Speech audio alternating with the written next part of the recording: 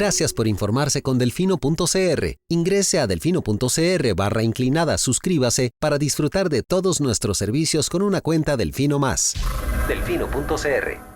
Hoy quiero decirlo con todas las palabras: ¡páguele a la caja! ¡Pague la deuda con la caja! He oído argumentos de todo tipo, pero pocos argumentos tan estúpidos, tan ridículos. Para mí es más rico comer arroz y frijoles en paz que venderle el alma a Satanás. Debería tomar un vasito de agua antes de hablar para que pueda coordinar la lengua con el cerebro. Pero aquí o todos rabones o todos culones, pero no unos ñatos y otros narizones. Se toman un vaso de me vale madre. Creo que me extrañaban, ¿verdad? Coca-Cola sin azúcar presenta Curul en llamas, cubriendo y sufriendo la Asamblea Legislativa, porque alguien tiene que hacerlo. Hola queridos suscriptores de Delfino.cr, bienvenidos a un nuevo programa de Curul en Llamas, el podcast semanal donde les comentamos los temas más relevantes e irrelevantes de la Asamblea Legislativa.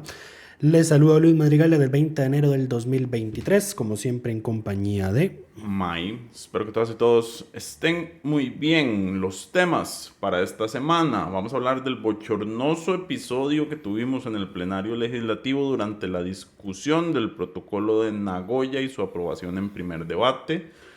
Vamos a hablar también del proyecto Mi Hábitat que presentó el Poder Ejecutivo y que fue despedazado esta semana por las bancadas del PUSC y de Liberación Nacional, así como del inicio del proceso de elección para la Defensoría de los Habitantes, que podría extenderse hasta 7 sesiones si es que todo el mundo habla todo lo que puede hablar. Pero bueno, vamos a explicar un poco cuál es el estado de la situación. Pero empecemos con el protocolo de Nagoya. Ya les habíamos comentado la semana pasada, la bancada del Frente Amplio había estado insistiendo en que el texto que está siendo firmado no ha sido consultado a los pueblos originarios en los términos en que está siendo aprobado el texto, lo cual generó discusiones la semana pasada que se extendieron hasta este lunes, cuando las diputadas Sofía Guillén y Sonia Rojas se vieron en un intercambio verbal con el jefe de la bancada del liberal progresista, Eliezer Feinsack. Lucho. Fue el martes. Fue el martes, el lunes. Cierto, el lunes no pasó nada. El lunes no pasó mayor cosa, exactamente. Sí, esta es una semana cortita. El martes,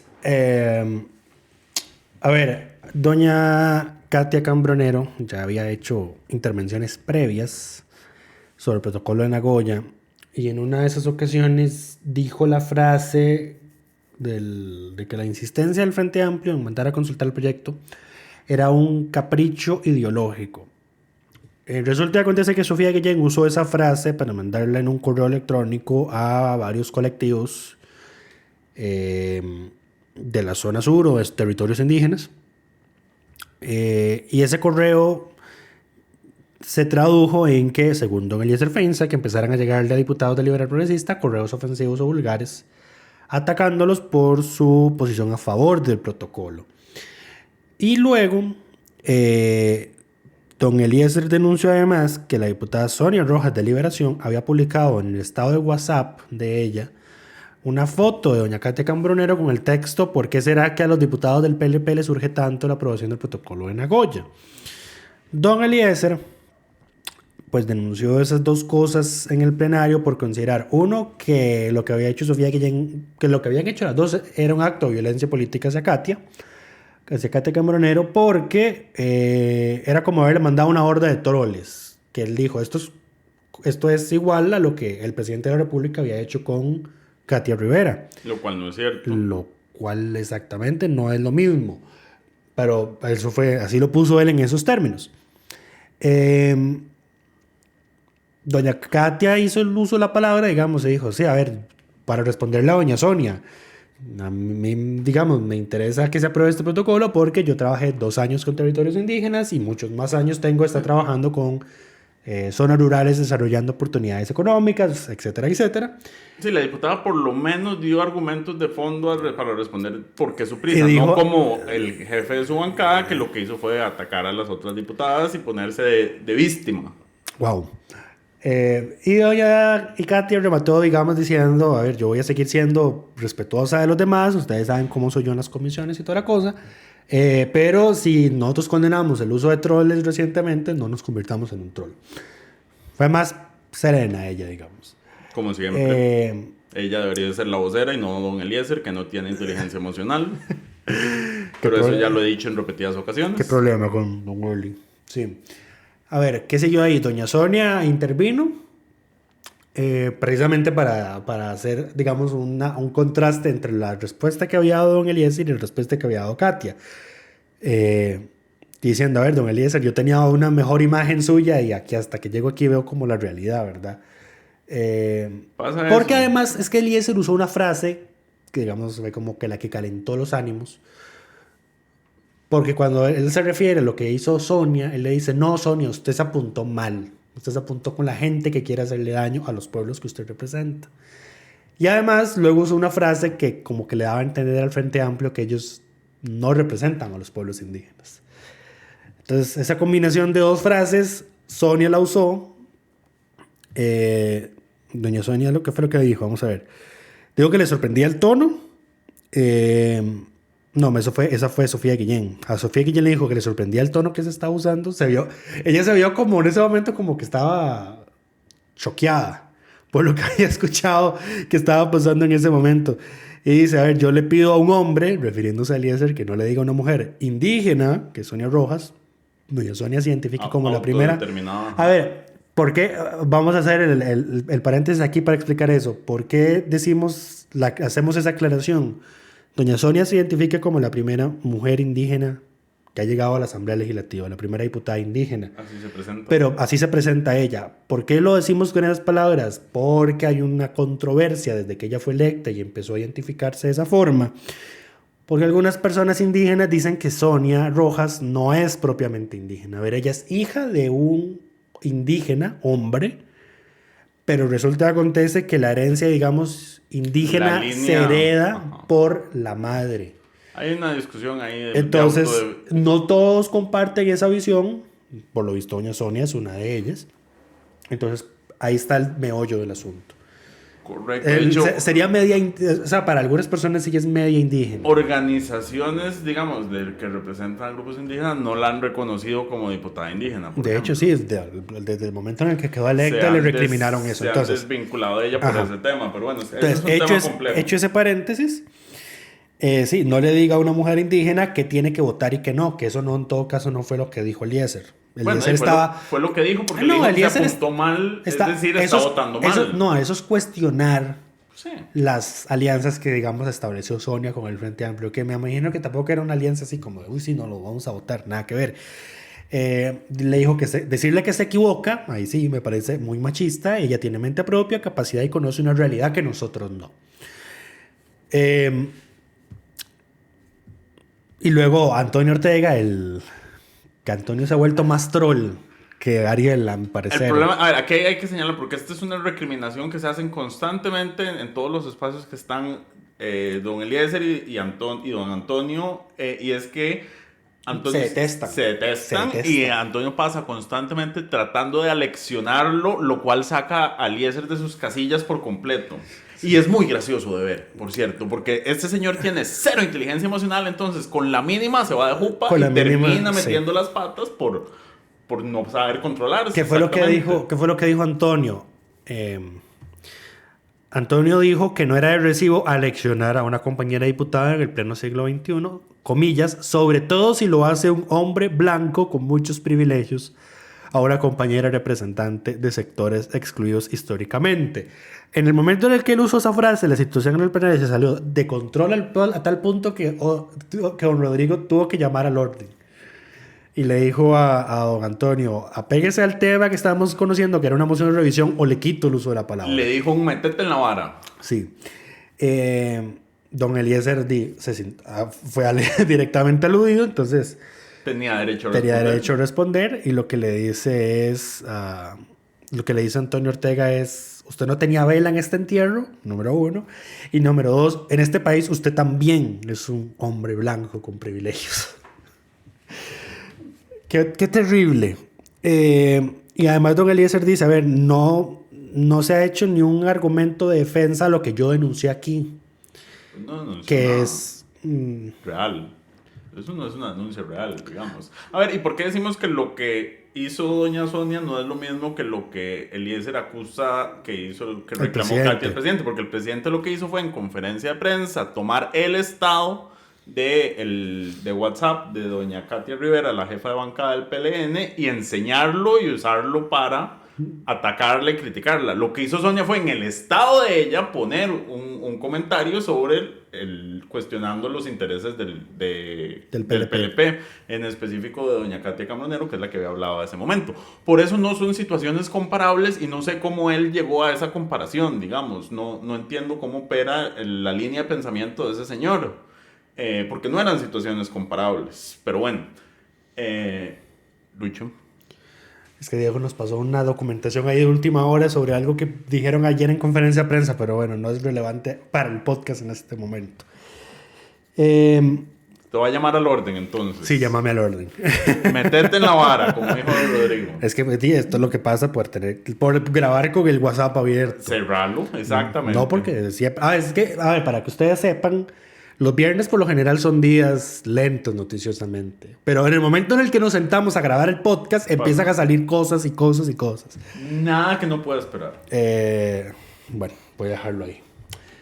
Estábamos en lo de Nagoya. Sí, después de la respuesta de Antonio Ortega, de hecho eso fue después de que se votó. Estaban viendo la moción de revisión a la votación del proyecto. Por eso fue que lo llamó al orden. Exactamente. Ya el tema se había discutido lo suficiente. Ya se había aprobado con el voto. Se aprobó con 41 votos a favor y 11 en contra. De esos, 6 fueron del FA y 5 de Liberación. Correcto. El proyecto se fue a consulta obligatoria a la Sala Constitucional, y es la sala la que va a decir si sí. A ver, la sala va a decir si no. tenía razón el Frente Amplio y que la consulta era necesaria. Y además, aquí hay un tema, y es que cuando se envía el expediente se tienen que enviar las actas de la discusión del primer debate. El Frente Amplio dejó expresamente en actas el tema de la consulta. Entonces no es que la sala se lo puede brincar así nomás. Sí. La sala va a tener que tomar esas objeciones que se dieron en el plenario y decir si llevaban razón o no, lo cual sentaría antecedentes en esta línea. En todo caso, la sala, las consultas obligatorias, es que, a ver, a diferencia de las consultas facultativas que se firman por 10 o más diputados, hay que señalar qué es lo que querés que la sala revise. Correcto. Cuando es una consulta obligatoria, como en este caso, la sala revisa todo. Ajá. Revisa procedimiento, revisa las consultas, si se hicieron todas las consultas, si hay conexidad, o sea, todo lo que antes hacían las consultas facultativas, en las que mandaban los diputados, la sala antes revisaba todo. Todo. Fue que ya con el pasar del tiempo empezó a verse la sala como un senado, porque la sala decía, sí, a ver, esto que ustedes me consultan no está mal, pero encontré esto que sí está mal. Entonces la sala se fue autolimitando al punto de que ahora solo revisa la autocontención del juez constitucional, es el término jurídico correcto. Que a mí no me gusta en realidad, o sea, yo era la feliz. Autocontención no es importante. Hablando de autocontención, vamos a hacer un paréntesis. Bueno, cerremos con Nagoya. Entonces ya se aprobó, ya va a consulta. Va a consulta. Abramos un paréntesis de consulta. El diputado del Liberal Progresista, Jorge Dengo, presentó un proyecto de ley para reformar la ley de la jurisdicción constitucional justamente para facilitar, eso no son consultas, pues son acciones de inconstitucionalidad. Sí, gracias. Pero están vinculadas. No quise interrumpirte, pero bueno. Muchas gracias. Ya nos regañaron porque me interrumpís mucho, Lucho. El proyecto lo que hace es reforma la ley para que las y los congresistas queden facultados a presentar acciones de inconstitucionalidad contra cualquier cosa a la que se le pueda meter una acción de inconstitucionalidad. Sin que haya un trámite pendiente. Y aquí es donde... Expliquemos. Exacto. Hay dos tipos de consultas de inconstitucionalidad. No. Las que pueden presentarse cuando hay... no es una consulta de inconstitucionalidad. Eso, de acción de inconstitucionalidad. Ok, deja de interrumpirme que voy a explicarlo porque esto es mi fuerte. La acción de inconstitucionalidad es el recurso que conoce la sala que más requisitos y formalidades tiene. Es el que más difícil es que la sala le admita a uno. ¿Ok? No es como un recurso de amparo que no es exactamente. Uno de los requisitos de la acción de inconstitucionalidad es que exista algo que está en trámite, ya sea una... A ver, sí. Una es que hay un asunto base, o sea, algo pendiente. En la vía administrativa o en la judicial, en la que todavía no se haya emitido resolución final y en la que la persona que está metiendo la acción de inconstitucionalidad alegue que la norma que se está aplicando en ese procedimiento administrativo o en ese procedimiento judicial es inconstitucional. Correcto. De hecho, hay casos en los cuales una persona presenta un recurso de amparo y la sala le dicen esto es una acción, tiene tantos días para reformularla. Eso ocurre cuando el actuar está fundamentado específicamente en un artículo de alguna ley o en alguna norma que está vigente y que la sala dice, sí, esto que está ocurriendo tiene base en esto, es evidente, porque la ley expresamente dice que así es como que hay que actuar, pero como se alega que es inconstitucional, entonces el amparo se vuelve el asunto base. Y la otra es la legitimidad. Es quién puede presentar la acción de inconstitucionalidad. Uno es cuando la persona tiene ese asunto base y lo alega. Y la otra, hay tres de hecho, y la otra es el Contralor de la República, el Procurador de la República y el Defensor de los Habitantes. Ellos tienen legitimidad directa.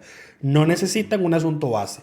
Si ellos están revisando una ley X y encuentran un artículo de alguna ley que dicen esto es inconstitucional, voy a ir a meterlo a la sala pues se lo acepta inmediatamente y lo revisa. Son instituciones que están facultadas para consultar sin que haya un asunto previo. Y está la tercera, que es intereses difusos.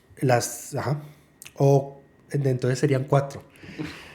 La de los intereses difusos o los intereses de la colectividad, que no es lo mismo que la acción colectiva. Aun por feo que suene, nosotros los ciudadanos comunes y corrientes no podemos ir a la sala a impugnar varas inconstitucionales. Varas, qué feo sonó eso. Estoy hablando de varas legales y digo varas, pero bueno, para meterle ahí el costarriqueño. Si encontramos algo que vemos que es inconstitucional, no podemos ir a impugnarlo a la sala. Si no hay ningún asunto pendiente, no se puede impugnar. Porque si no, aunque nosotros sepamos que es inconstitucional, la ley de la jurisdicción no les da la facultad de cuestionar la ley a menos de que haya un asunto Eso se llama pendiente. La acción popular. Eso en Costa Rica no existe. Correcto. Ahora, ¿qué es lo que propone esta reforma? Y la otra... ok, falta una. Y la otra es específicamente para el reglamento de la Asamblea. Que la ley de la jurisdicción dice que el reglamento de la Asamblea, por el tipo de norma que es, la única forma de impugnarlo es con la acción de inconstitucionalidad. Y entonces, por eso... Es una ley distinta. Es algo distinto. Y entonces así es como todas las acciones que yo he presentado, que hemos presentado contra el reglamento, pues la sala las admite.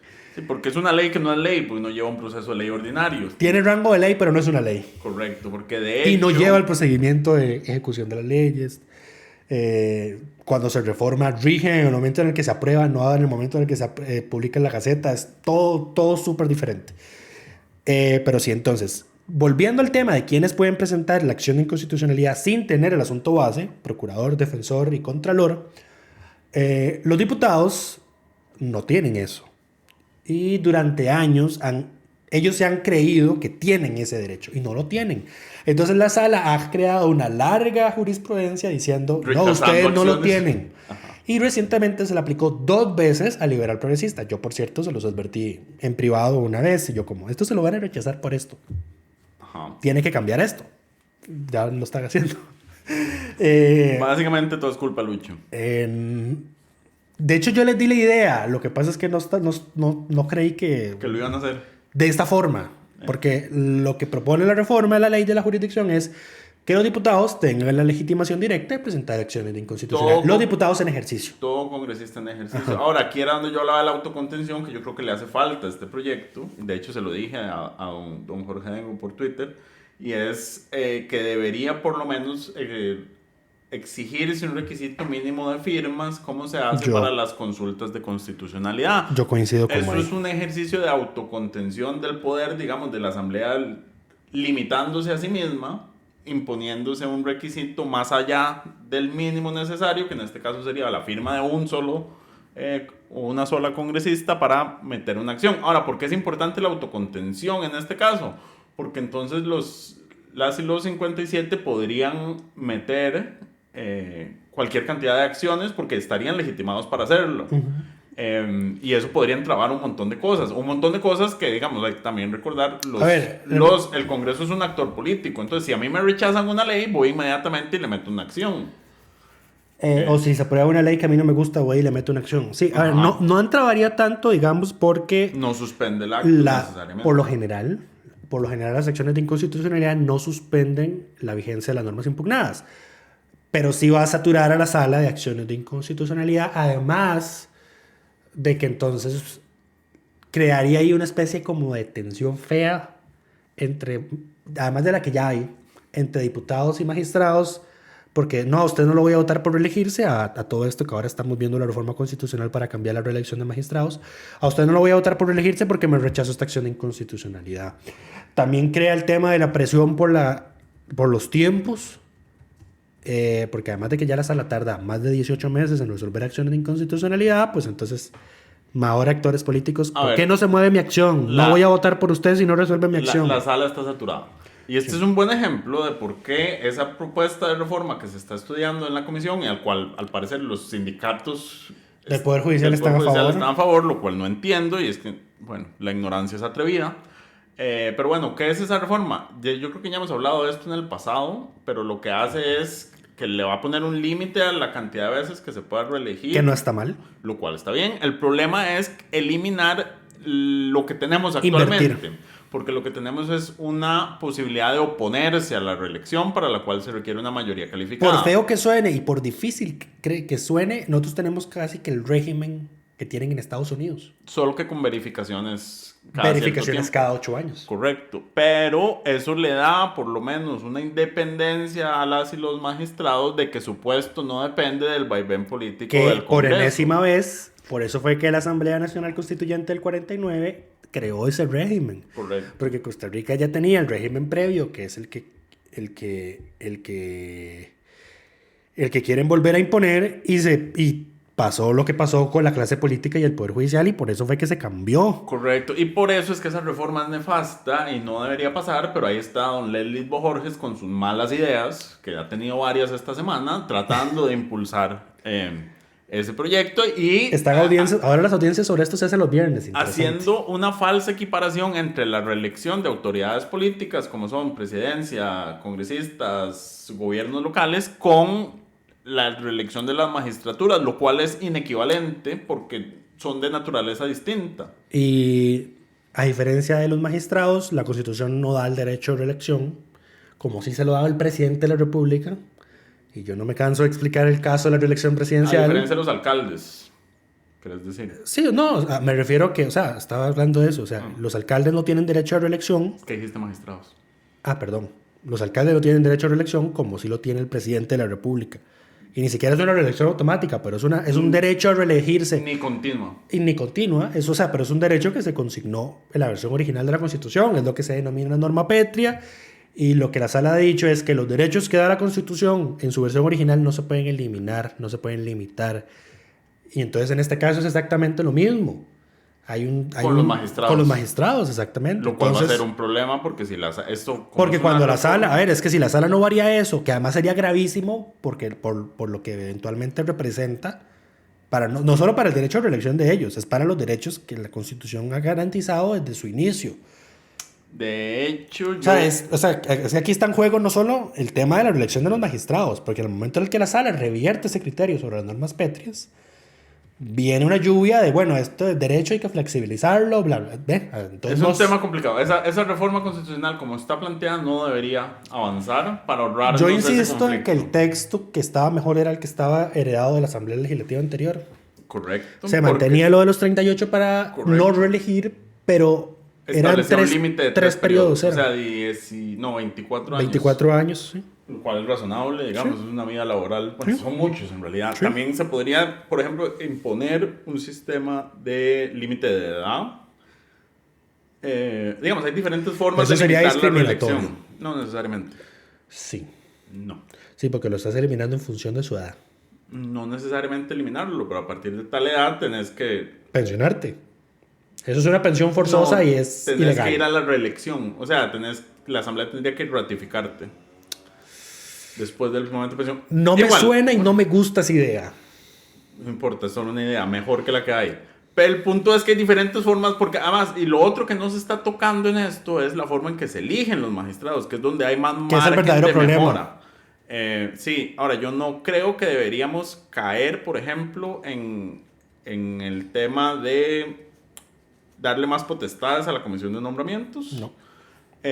Ni limitar, por ejemplo, a la nómina que presenta la comisión de nombramientos o ese tipo de limitaciones. Lo que sí creo es que hay que modificar los requisitos que existen actualmente porque están desfasados. A ver, para ser magistrado lo que se requiere es más de 35 años. Y ser abogado en ejercicio. Y tener 10 años de ejercer, básicamente. 5 si sos funcionario del Poder Judicial. Esto no lo puedo... Ay, qué lamentable, no lo puedo mencionar porque esto fue en una reunión que tuve con un diputado hace meses. Pero eso se cambió, eso se flexibilizó.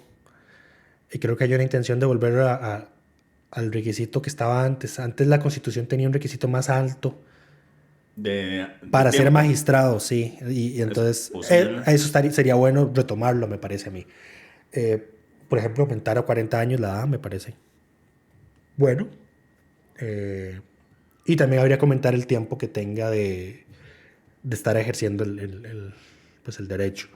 Pero bueno, no es un tema del que estamos hablando ahorita. Volvamos a la agenda de la semana. Bueno, no, pero es que aquí pasamos...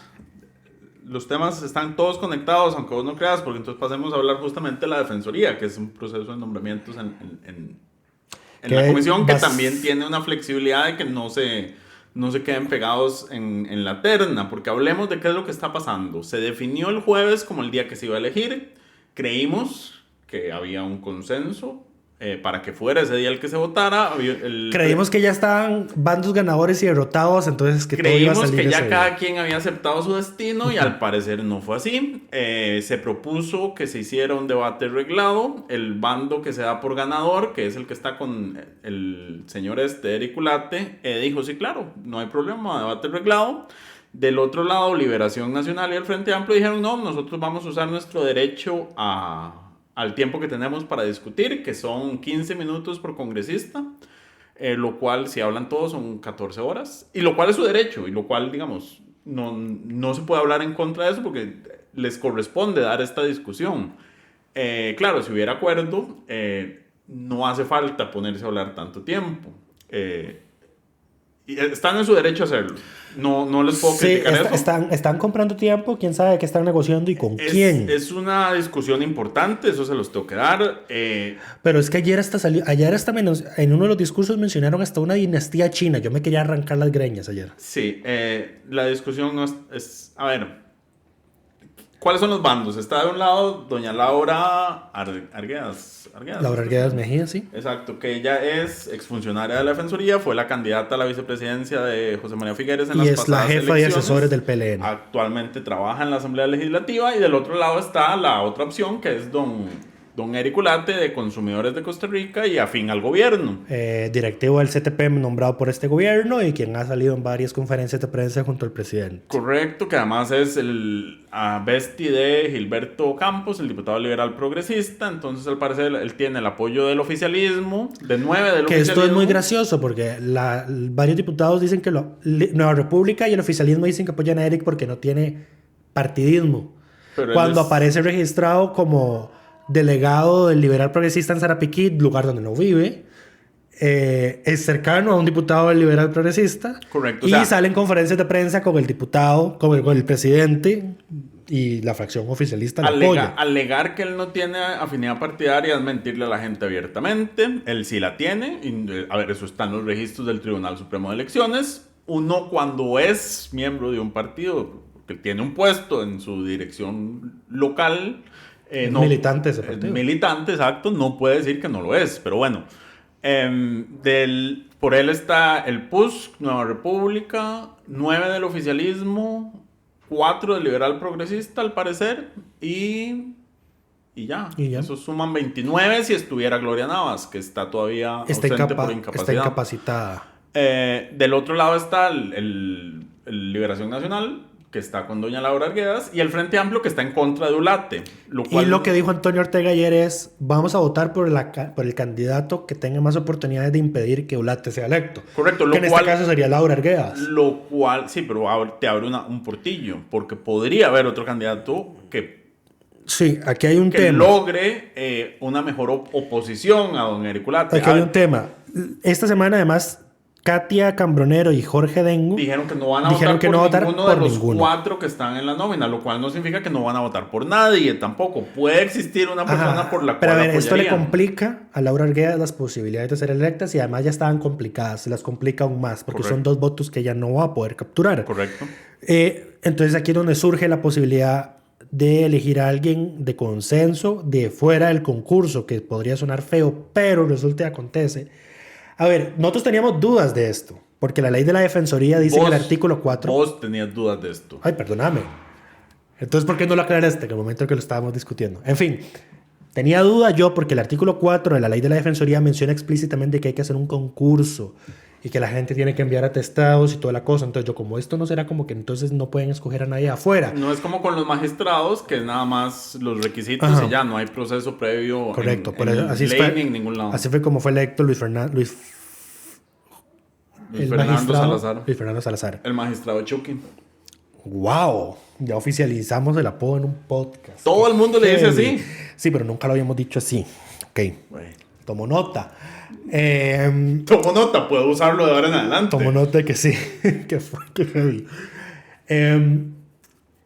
Resulta que acontece que la Sala Constitucional en el 2014 emitió una sentencia en la que decía que sí, los diputados podían escoger a alguien como defensor de los habitantes que no solo hubiese concursado, sino que también no hubiese concursado. ¿Y cuál es el requisito? El requisito es ser un ciudadano en ejercicio de sus derechos políticos. Básicamente cualquier persona. Pero también aquí es importante, a ver, ¿cuál fue el procedimiento que vos mencionaste que debería suceder? ¿Se deberían rechazar los dictámenes y que alguien presente el nombre? Y no, los dictámenes no se votan. No, sí, no hay. No lo que pasa es que en este momento, ¿cierto?, que ya se está en el uso de la palabra, alguien debería postular a debería decir, a ver, no estamos de acuerdo con ninguno de estos, pero entonces yo postulo a esta persona que cumple los requisitos de ley, estos son sus atestados, esta es su hoja de vida, no tiene manchas, etcétera. Pero no que lo elijan así de sorpresa. ¿Quién podría ser? Ya intentó, no fue con la Defensoría, fue con un puesto de magistratura. Casi ocurre en la Asamblea Legislativa pasada y fue un escándalo. Y de hecho nosotros criticamos fuertemente eso porque no sabíamos quién era esa persona, si tenía militancia, en qué sociedades participaba. O sea, pero todo eso hay que... O sea, si ocurre, que es una posibilidad, que digamos podría ser la única forma de captar los suficientes votos para impedir que Eric Ulate sea electo, pues entonces sí, o sea, tiene que alguien que presentarlo y decir, estos son sus atestados, ya los revisamos. Alguien que no esté conforme con ninguna de las candidaturas. O que lo hagan en conferencia de prensa, a ver si están gastando tiempo. No, si porque queden actas. No, sí, obviamente, pero, o sea, es que como solo tienen 15 minutos, tal vez puede ser... Cada quien. Sí, puede ser, o sea, a lo que me refiero es que si 15 minutos para que solo una persona haga la presentación son insuficientes, pues entonces que lo hagan en una conferencia de prensa y digan, a ver, llegamos a este acuerdo de que nosotros vamos a apoyar a esta persona, esta es su hoja de vida, ya le revisamos todo. Ahora, aquí hay que señalar algo importante, y es que el PLN se equivocó en apostar por Laura. A ver, aquí es que esto sí... Y aquí quiero hacer una aclaración. No estoy hablando de sus atestados académicos y profesionales, porque ella los tiene. De hecho, el mismo oficialismo se lo dice, los tiene. El problema aquí es su partido. Ella los tiene, pero era muy reciente. O sea, era un tema muy reciente como para que esperaran que la oposición lo dejara pasar así. Además nomás. de que tenés a 6 diputados homofóbicos en la bancada de Nueva República que abiertamente le recriminan a Laura Arguedas ser abiertamente lesbiana. Correcto, pero eso no era razón como para... A ver, eso no hubiera sido suficiente oposición, más allá de esos 6 nefastos. El tema de que ella haya sido la candidata a la vicepresidencia en las elecciones anteriores... sí es un tema que no era tan fácil de brincarse. Y ahí yo creo que se equivocaron en apostar por Laura y por no medir, digamos, las fuerzas políticas. No lograron convencer a nadie. Es que ese es el tema. Uh-huh. De hecho, sí. Ni siquiera los que están en contra de Ulate están convencidos de que Laura sea... A ver, yo creo que todo el mundo está convencido que tiene los atestados, sí, pero todo el mundo también reconoce que envía una mala imagen. De hecho, aquí no solo se equivoca Liberación. se equivocan las organizaciones que están abiertamente en contra de Ulate en hacer comunicados a favor de Laura. Sí. Porque Laura no va a quedar electa. No va a quedar electa. Las organizaciones correcto. Que se oponen a Ulate deberían estar más bien presionando para que se escoja a alguien de afuera o alguien de consenso. A ver, hay que buscar un nombre potable. De hecho, dato interesante, pero yo estoy seguro que no la van a escoger. La defensora adjunta, porque a ella le cuestionan ser del PAC. Tatiana. Yo creo que no es del PAC, pero whatever. A ella no la estaban, digamos, no tuvo apoyo, no la tomaron en cuenta porque Catalina Crespo la denunció en represalia porque ella denunció a Catalina. Correcto. Y la comisión especial que estaba investigando la denuncia contra ella archivó ya la denuncia. Correcto. Entonces, digamos, se vuelve entre comillas... De hecho, Antonio, que fue el que presentó el informe de minoría lo explicó. Para este proceso, explicó ese razonamiento que hicieron, pero el archivo fue el mismo jueves, digamos. O sea, sí, es muy reciente. Ahora, yo tampoco creo que Tatiana tenga la capacidad de generar consenso político, ¿no? Justamente por sus choques con la anterior defensora. Ahora, ciertamente las organizaciones que están oponiéndose están desesperadas. A Ulate deberían estar buscando un nombre potable que les permita llegar a esos votos. Ahora, ¿a quién tenés que jalar aquí? ¿Quién es el que asume el costo político de esto? El liberal progresista. Porque son esos votos los que van a definir la elección o no de la persona que quede. Recordemos que esta elección es por mayoría de los presentes. Y si hubiera estado Gloria Navas presente, tenían 29. Ayer hubo 55 presentes. Solo está ausente Gloria Navas, que está incapacitada, y Luis Mari, que está en licencia de duelo. Correcto. Ahora, entrando un poco a la discusión, a mí me rompía la pupa. El diputado del oficialismo, don Diego Vargas, es que es el apellido del... Sí. Diego Vargas es... Luis Diego Vargas. Vargas Serrano. Él es el de Guanacaste. Me parece que sí. Correcto. Él decía que la defensoría está no para un tema de derechos humanos, sino para proteger a la ciudadanía del Estado, lo cual es la definición básica de derechos humanos. Los derechos humanos se crean justamente para proteger a la ciudadanía de los abusos del Estado. Daniel Gerardo Vargas Quirós. Vargas. Luis Diego Vargas es el del liberal progresista. Es que hay 4, aunque ustedes no lo crean, hay 4 diputados que tienen apellido Vargas. Es súper y los nombres son parecidos. Para transcribir Daniel Vargas, entonces, sí. Perdón, dije oficialismo, entonces queda claro quién era. Sí, Daniel Vargas. Pero sí, entonces es que ni siquiera saben lo que están escogiendo. Ellos no tienen la menor idea. No, de hecho, lo que dijo este señor fue abiertamente reconocer que lo que quieren no es un defensor en materia de derechos humanos, que era un defensor en materia pero de lo que otras dicen, cosas. no queremos, pero es que ni siquiera tienen claro el concepto de derechos humanos, porque lo que dice es alguien que defienda a los ciudadanos de los abusos del Estado. Esos también son derechos humanos, es el mínimo requerido, digamos, así es como nacen. Ha surgido ahí como un movimiento de si verdaderamente es necesaria la defensoría. Sí, pero es que después del paso de Catalina uno dice, dinamiten eso. Pero bueno, la defensoría históricamente ha tenido un rol importante en momentos conflictivos. Recordemos en la época del Congo. El problema es que siempre ha sido un botín político. De Liberación. Pongámosle nombre y apellidos. En su mayoría ha sido Liberación la que ha puesto ahí De hecho, fue por eso que se reformó la ley de la defensoría para que los exdiputados o diputados, los diputados en ejercicio no pudieran ser electos o los que han sido diputados en ese periodo. Ajá. O sea, yo no puedo renunciar a la curul y postularme a la defensoría porque Liberación tenía esa mala práctica. Recordemos el caso de Ofelia, que sigue esperando ser sentenciada, no, tiene juicio pendiente. Ya había sido condenada. Yo recuerdo que hay algo pendiente. Sí, hay algo pendiente. Hay algo pendiente, pero no seguro sé qué. Peló, pero bueno. También doña Sandra Piz, que fue defensora. Doña Sandra había sido diputada.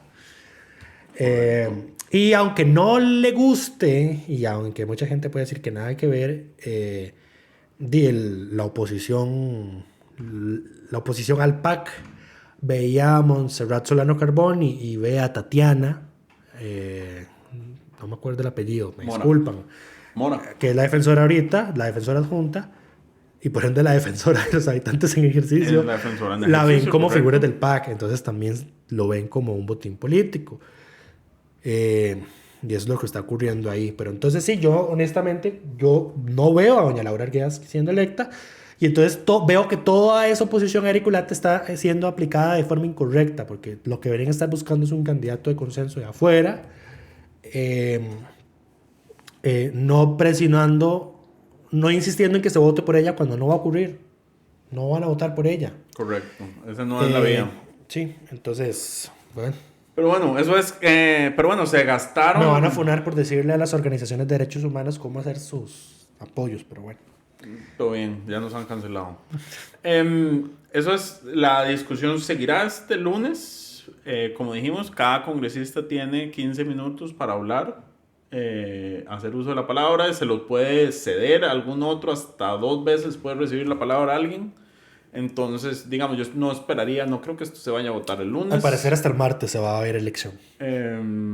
Bueno, votación. Tal vez pueda haber votación, sí, porque si no hay mayoría simple, no, se empieza a repetir. Y aquí es a donde los votos nulos juegan, porque, bueno, no, desde la primera votación, si usted vota nulo, se le suma al que tiene más. Entonces, por ejemplo, Dengo y Cambronero que dicen, no voy a apoyar a ninguno, si no quieren el voto. Si no quieren apoyar realmente, tienen que retirarse o... No, más bien si se retiran, ayudan a hablarte. Bueno, bajan el mínimo, ¿cierto? Pero, o votar por otro nombre X que no se anule. Porque entonces no anula el voto y no se lo dan al primero. Ya a partir de la segunda ronda, cuando empiezan a quitar candidaturas y ponen otro nombre, ya cuenta como voto nulo. No. No pueden ser nulo. ¿Estás seguro? Porque aplica lo mismo que aplica para la elección del directorio. Es que no puede ser nulo porque los diputados tienen el derecho a votar y escoger a alguien que no participó del concurso. Claro, pero en la primera ronda, pero después va sacando en las rondas solo a los que tienen más de 10. Creo que para la tercera ronda solo quedan los que tienen más de 10 votos. Y ya todos los demás nombres se convierten en votos Cierto, nulos. Esto se discutió más en las jefaturas de fracción y Rodrigo Arias lo advirtió. Correcto. Eso está en el 228, recién reformado, falta de mayoría y empate. Dice... sí, que si no hay mayoría, se repetirá esta entre quienes hubiesen obtenido 10 o más votos. Si la repetición no resulta en la votación requerida, será la votación por tercera vez. Se aplican las reglas que aplican solamente entre los dos que hubiesen obtenido el mayor número de votos. Correcto, y a partir de ahí todos esos nombres... En caso de empate, se repite la votación y si da el mismo resultado, se repite todo el proceso cuantas veces sea necesario. Entonces, sí, aquí, es que es cosa seria. Porque entonces sí, en esas rondas votan por otra persona que no califique ahí, el voto es nulo y se le cuenta al quien tenga más. Correcto. Entonces sí, el liberal progresista, bueno, Jorge Dengo y Katia Cambronero tienen que tener mucho cuidado con lo que van a hacer. De hecho, llega un punto en el cual la única forma de evitar la elección es votar por Laura. Forzar el empate y que se tenga que repetir todo el proceso. Complicado porque no va a pasar, al final van a terminar votando nulo y dándole el gane a Olate sin ensuciarse las manos, comillas. Pero sabemos que don Jorge y doña Katia escuchan este podcast, así que están advertidos. Además de que ahora el voto es público. Advertidos estamos todos, pero bueno, pasemos. Sí, o sea, yo me imagino que toda esta trama de estar haciendo uso de la palabra por tanto tiempo es porque están ganando tiempo. Están viendo a ver. Están ganando tiempo de ver qué logran. Doña Laura no va a hacer la elección ya. O sea, yo creo que eso ya seguir apostando claro. Por eso. Creo que ya lo tienen claro, pero todavía no pueden echar para atrás porque no tienen una salida viable en este momento. Bueno, pasemos de tema. El último tema de esta semana, el proyecto Mi Hábitat, es una iniciativa del Poder Ejecutivo que fue despedazada en control político esta semana. Fue lo único que pasó el miércoles, me parece, porque el Ejecutivo no convocó reformas constitucionales y no hubo acuerdo de cambiar la sesión. Entonces no hubo nada que discutir ese día. ¿Qué hace el proyecto? El proyecto fusiona 3 instituciones. Bambi, MIBA. El Bambi, el Banco Hipotecario de la Vivienda, el INBU y el Ministerio de la Vivienda en un gran ministerio que se llamaría Mi Hábitat. Y el problema es que en un proyecto extremadamente simplista tratan de meter 2 instituciones sumamente complejas, el INBU y el Bambi. Que, por ejemplo, en la ley de Bambi es donde existe el bono a la vivienda. Y empecemos de que el Bambi es un banco. Correcto. O sea, no se llama Banco Hipotecario de la Vivienda porque qué bonito suena. El es un banco. Sí, técnicamente lo es. Entonces no se puede... O sea, hay que liquidarlo, no se puede extinguir. No se deroga, Exacto. se liquida. Y el proyecto deroga la ley del Bambi y por ende se vuela el bono de la vivienda, y eso fue una de las objeciones que señaló el PUS, que hizo conferencia de prensa para manifestar su Y hay oposición. gente que dice que no, que eso es mentira, que no se está derogando el bono. El propio Bambi lo confirmó. Sí, no, eso es así. El que diga lo contrario no se ha leído el proyecto. Ajá. O no sabe de lo que está hablando. O es un troll que está en Es un troll del automático. gobierno. Ajá, también. A ver, no estamos siendo ¿cómo se llama el término cuando uno cree que tiene la razón y no la tiene? Condescendiente. Eso, bueno, estoy seguro que esa no es la palabra, pero bueno, no estamos siendo condescendientes, es que, a ver, es lo que ocurre. Ahí está el proyecto. Ahí está el proyecto. Sí, yo se lo puse en Twitter. Alguien dijo, como no es Inclusive- cierto, yo le puse en Twitter el screenshot de la derogación y es como, ahí está. Sí, es que, a ver, sí, las intenciones podrán ser otras, pero lo que Lo que hace la ley es eso. sería eso. Exactamente.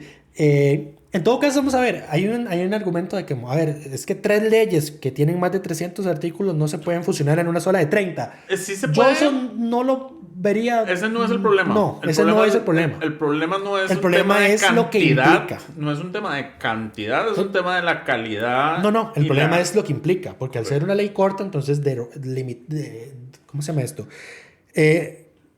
Dejas todo discrecionalidad reglamentaria al Eso. Ejecutivo la aplicación de la ley.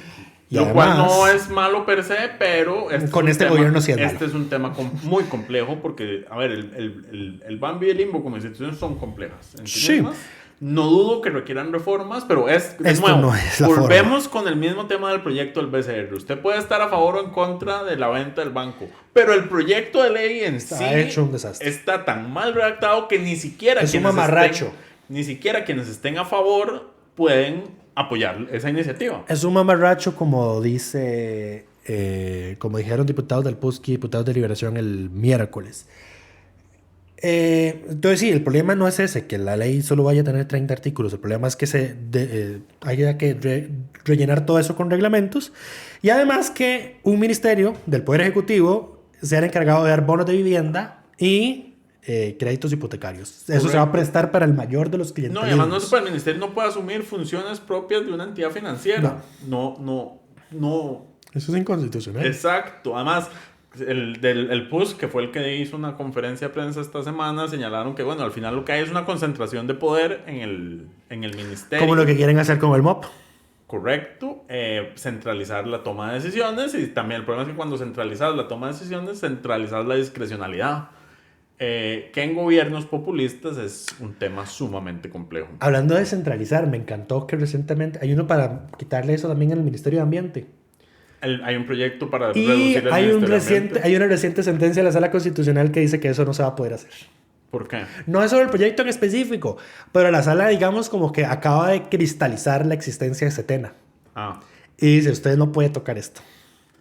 Porque la Setena es un órgano técnico, es un órgano que toma decisiones técnicas basado en estudios ambientales, etcétera, etcétera. Y esto, por el principio precautorio en materia ambiental, no lo puede quitar. usted no puede, por una decisión política, eliminar instituciones de carácter técnico, básicamente fue lo que dijo. Más o menos. En temas ambientales, por lo menos. No hemos hecho eco, y hasta ahorita lo estoy comentando. Yo tenía pendiente de sentarme a analizar detenidamente esa sentencia, pero vi algunos pantallazos de lo que la sala dijo y es eso. O sea, acaban de Cristalizar. de cristalizar la existencia de Setena misma. Entonces ese proyecto de centralizar las cosas del Ministerio de Ambiente para darle más poder al ministro no va a ser posible. Correcto.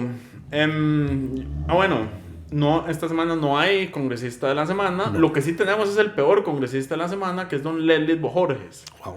Don Leslie presentó un proyecto de ley que pasa a estar en mi top 3 de pésimas iniciativas legislativas de este periodo, no solo por lo que hace, sino por la forma en que lo justificó. Ajá. Él presenta un proyecto y lo que busca es trasladar el 0,75 que ahorita se le otorga del salario que ahorita se otorga al ROP, trasladarlo al FCL. Recordemos que el FCL es como un seguro de desempleo que se puede retirar a los 5 años. Exacto, cada 5 años o hasta que se rompa una relación laboral, o sea, cuando la persona se queda desempleada. Ahora, el argumento que utiliza él para justificar esto es que en el 2020 se aprobó una ley que según él aumentó el porcentaje que se le asigna al ROP del 1.5% al 3%.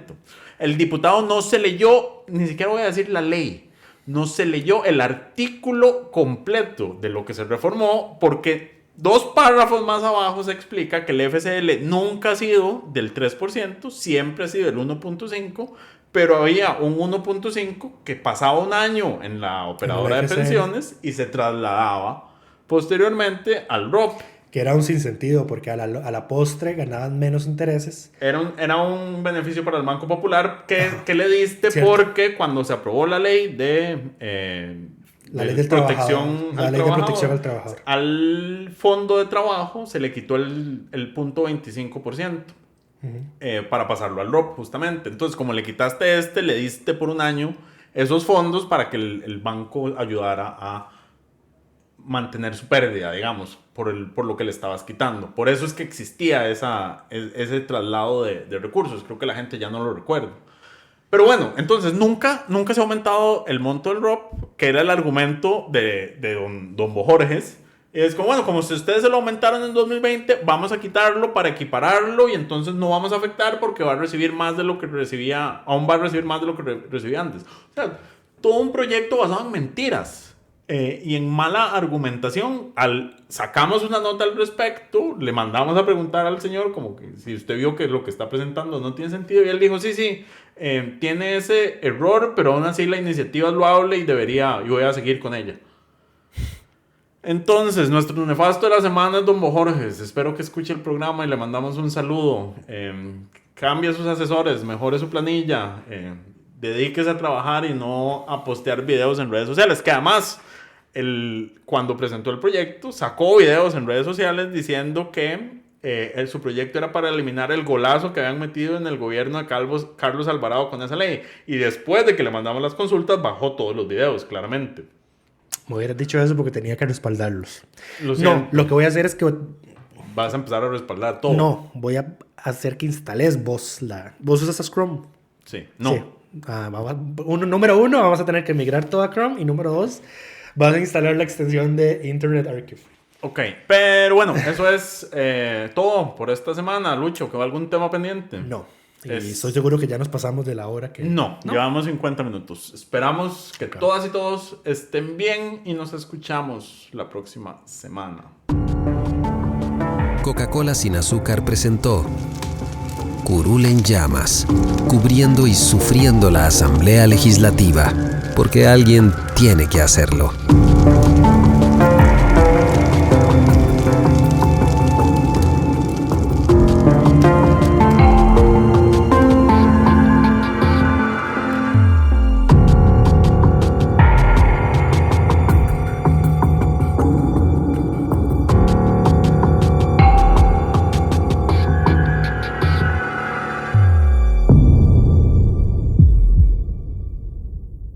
Gracias por informarse con Delfino.cr. Ingrese a Delfino.cr/inclinada, suscríbase para disfrutar de todos nuestros servicios.